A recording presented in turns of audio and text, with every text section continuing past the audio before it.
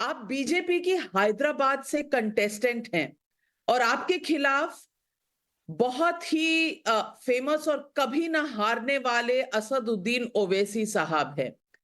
सबसे पहले तो पूछूंगी, पिछले महीने जब आपका नाम अनाउंस हुआ और वो भी ओवैसी साहब के खिलाफ, तो आपने क्या सोचा और क्या रणनीति बनाई? क्योंकि पिछले 4 दशकों से ओवैसी साहब और उनका परिवार कभी इस सीट से हारे नहीं हैं। आप ऐसा क्या करेंगी कि बीजेपी के लिए ये सीट जीत पाएं?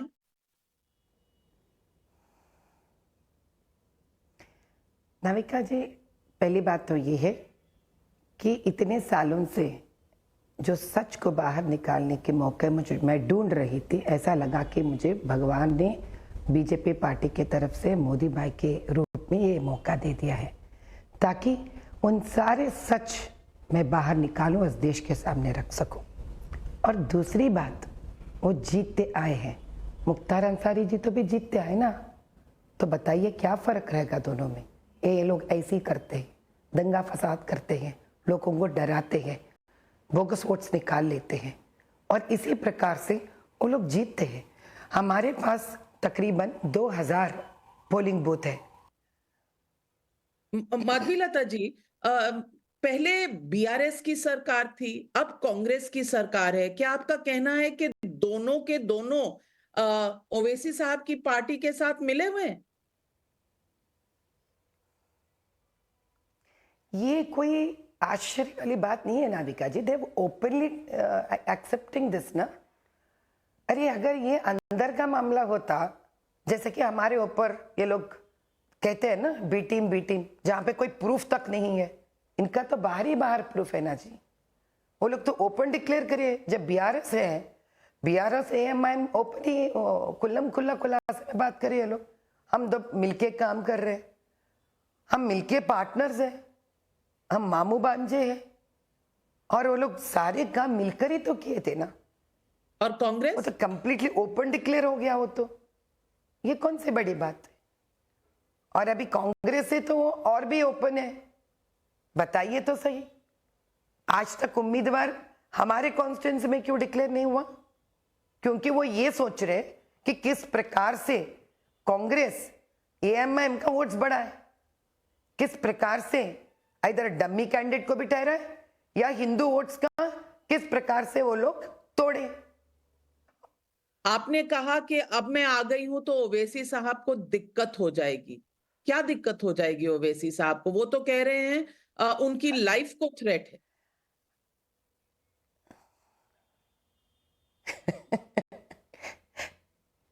वो लाइफ थ्रेटन कहां से लेके आ रही इंफॉर्मेशन? सोशल मीडिया से। मेरा सोशल मीडिया तो भरा पड़ा हुआ है थ्रेट से, भरा पड़ा हुआ है नाविका जी। सोशल मीडिया में तो जो मन में आए आते बोलते रहते। अरे मेरे सोशल मीडिया में तो उनके तैनात के लोग होंगे जो मेरा हॉस्पिटल तक धमकी देते हैं, धमकी देते हैं कि इनके हॉस्पिटल पे ये करेंगे वो करेंगे, मत जाना इनके हॉस्पिटल को, ये लेडी ऐसी है वैसी है, देख लेंगे इनका, आके तो देखो हमारे इलाकों में। हमने तो कभी इनके बारे में बात नहीं की।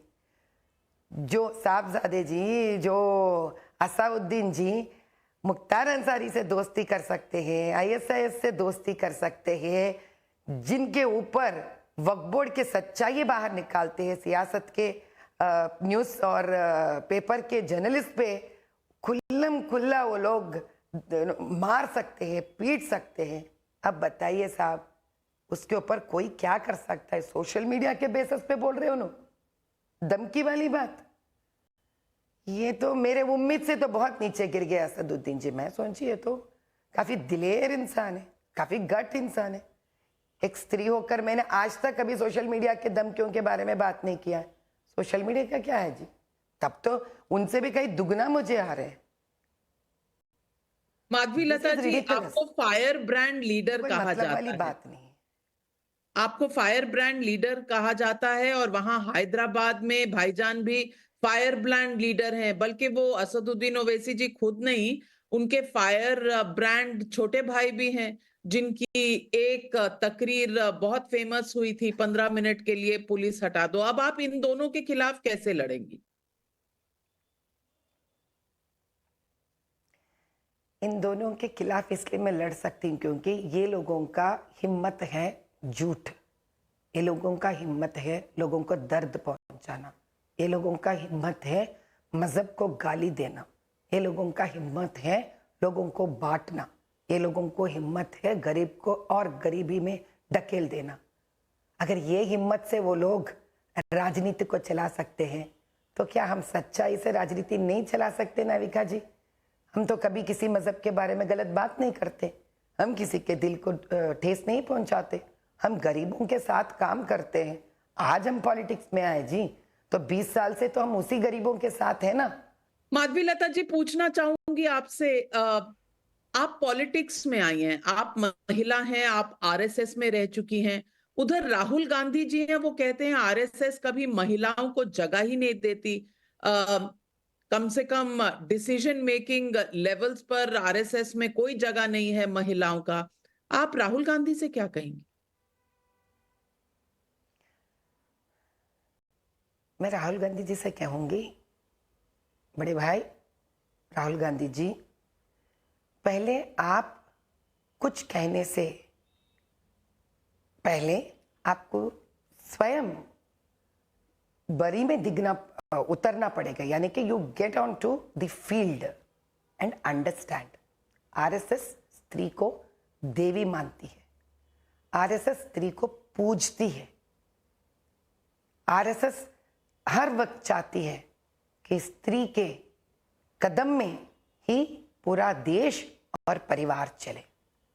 ये सब समझने के लिए ना पहले भारतीय बनना पड़ता है। ओवैसी साहब कहते हैं कि आप मुस्लिम विरोधी हैं और वो बताते हैं कि चाहे 2014 का चुनाव हो, चाहे 2019 का चुनाव हो, 8% से ज्यादा मुसलमानों ने बीजेपी के लिए वोट कभी नहीं किया। तो एक तरफ ओवैसी जी हैं, एक तरफ बीजेपी की कैंडिडेट आप हैं, दोनों के ऊपर इल्जाम यही है, वो हिंदू विरोधी हैं, आप मुस्लिम विरोधी हैं। क्या जवाब देंगे जो लोग ये कहते हैं उन? नाविका जी, आपने कभी मेरे चैरिटेबल ट्रस्ट के वेबसाइट्स आपने देखे हैं तो प्लीज कृपया करके मेरे लिए 2 मिनट का तकलीफ उठाकर मेरे वेबसाइट्स ढूंढिए। 20 सालों से शायद मैंने मुसलमानों के साथ ज्यादा वक्त गुजारा है, शायद मैं पसमंदा औरतों को ज्यादा किया है काम और उनके लिए बेनिफिट्स भी। मोदी भाई जब मुझे चुने थे, एकमात्र यही सोच से चुने थे मुझे कि मुझे और मेरे मन में हिंदू और मुसलमान में कोई फर्क नहीं है। अब ये बताइए कहाँ से हम लोग मुसलमान के विरोध हो गए? कभी हमने किसी भी समय पे, मेरे पूरे पिछले सारे वीडियोस को आप जांच करिए, एक बार भी मैं मुसलमानों के प्रति एक गलत शब्द निकाला। हालांकि अगर आप मेरे वीडियोस ढूंढेंगे तो मैं यही कहती हूँ, इस्लाम एक प्यारा मजहब है। और ये आज नई बात करी हूँ मैं, 1-1.5 साल पहले ही बोल चुकी हूँ मैं ये बात।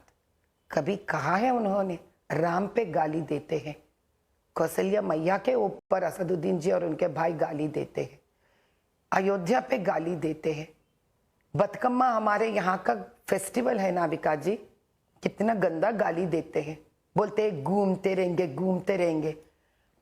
कोई ऐसा डेमोक्रेटिक कंट्री में एक प्रशासन के अधिनेता ऐसा बात कर सकते हैं बताइए? जो इस देश में दूसरे मजहब के बारे में एक अच्छे सोच विचार नहीं रख सकते हैं? अरे आपके मन में है तो है, बाहर तो नहीं कहना चाहिए ना। तो अब किसको तसल्ली दे रहे हैं?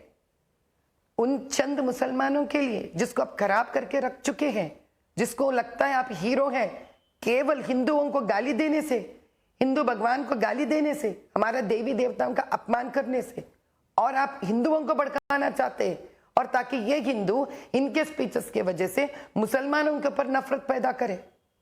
ऐसा होता है कोई राजनीतिक? ऐसा होना चाहिए?